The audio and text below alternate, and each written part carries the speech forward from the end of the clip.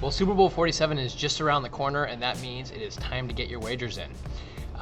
The Super Bowl is the biggest betting Sunday of the year, and we've got a couple of teams that open the season not necessarily as favorites, but decent bets to potentially get to the Super Bowl. The 49ers opened the preseason at 10-1, while the Ravens were 18-1. Your two favorites were the Packers and Patriots at 6-1 and 13-2, respectively. The line opened shortly after the AFC Championship game completed, and the 49ers were 5-point favorites. Within a couple hours, that line had gone down to -4, as the Ravens seem to have engendered a lot of confidence from bettors. They covered their last 3 games, and over 60% of the money was coming in on the Ravens.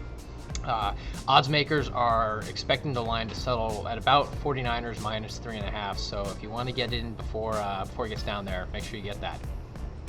As I said, the Super Bowl is one of the biggest betting days of the year, and naturally that means there's a lot of great history surrounding some of those wagers. Back in 2000, Phil Mickelson was part of a group that bet $20,000 on the Ravens prior to the season at 28-1 to win the Super Bowl. They pulled in a cool $560,000.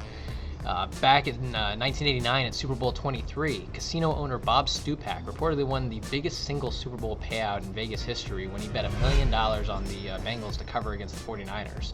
Obviously, the Bengals lost a heartbreaker to the 49ers, but they did cover.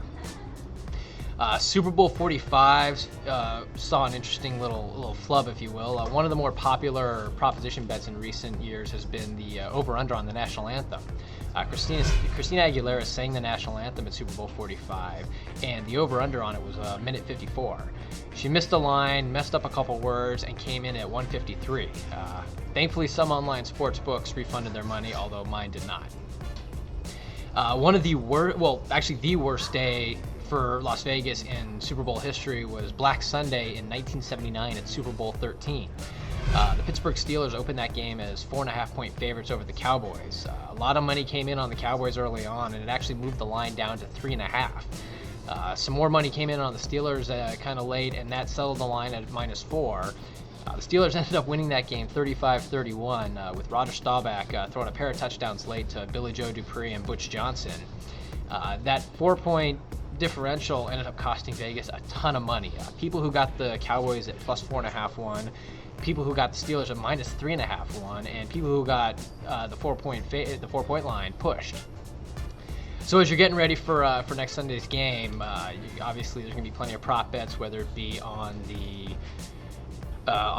Gatorade color, who's going to say what in the post-game speeches. If you are going to bet on the coin toss, the NFC has won the last 15 straight, but it's been heads 23 times, tails 23 times, so better watch out.